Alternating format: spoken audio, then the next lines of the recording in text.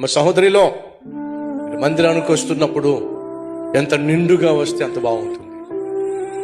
అంటే సోమవారం నుంచి శనివారం వరకు మీ ఇష్టానుసారంగా బట్టలు వేసుకుని చెప్పి అంటలా, నిండుగా చీరగట్టుకున్నట్లయితే మన భారతదేశ సాంప్రదాయం, మన భారతదేశ వస్త్రధారణ ఎంత అద్భుతమైందండి. ఈ పనికి మాలిన వెస్ట్రన్ కల్చర్ తీసుకొచ్చేసి భారతదేశంలో ఉన్నటువంటి బహు విలువైన వస్త్రధారణ, బహు విలువైనటువంటి సాంప్రదాయ కుటుంబ విలువలను మంట కలిపేస్తున్నారే. నిండుగా చీర కట్టుకోవడం, నిండుగా వస్త్రధారణ ఎంత అద్భుతంగా ఉంటుంది, ఎంత అందంగా ఉంటుంది. ఒకసారి ఆలోచించు.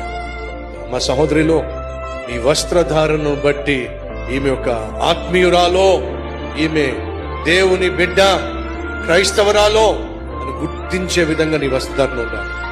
సోదరుడు వింటున్నావా? ఈ వస్త్రధారణ ఎంతో కొంత నీ ఆత్మీయతను తెలియచేస్తుంది. మోకాళ్ళ దగ్గర మొత్తం చిరిగిపోయి ఉంటుంది, తొడల దగ్గర మొత్తం చిరిగిపోయి ఉంటుంది, కింద మొత్తం చిరిగిపోయి. ఇది ఎలా ఉంటుందంటే 10 మంది కలిసి బట్టలు చింపేస్తే ఎలా అయిపోద్దాం అలా. మరి అది ఎందుకు అర్థం కావట్లా? అది ఫ్యాషన్ అంటున్నారు. చిన్నవాళ్ళు మొదలుకొని పెద్దవాళ్ల వరకు చిరిగిపోయిన బట్టలు వేసుకుంటున్నారు. ఏ కాలమో చెప్పండి?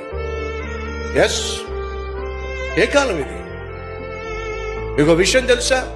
సేన అనే దయ్యం పట్టిన వాడు అర్ధనగ్నంగా తిరిగాడు. వాడు సరిగా బట్టలు వేసుకోవాలా. ఎందుకని? వాడికి దెయ్యం పట్టింది. సంగమా, సరిగా బట్టలు వేసుకోవట్లేదన్నా, ఇతరులను ఆకర్షించాలనో ఇతరులను శోధించాలనో నువ్వు బట్టలు వేసుకుంటున్నా, ఎంతో కొంత నీలో అపవిత్రత ఉందే, అపవిత్రాత్మ ఉందే. ఈ వాస్తవాన్ని మర్చిపోతాను ప్రభు పేట మనం చేస్తున్నాను.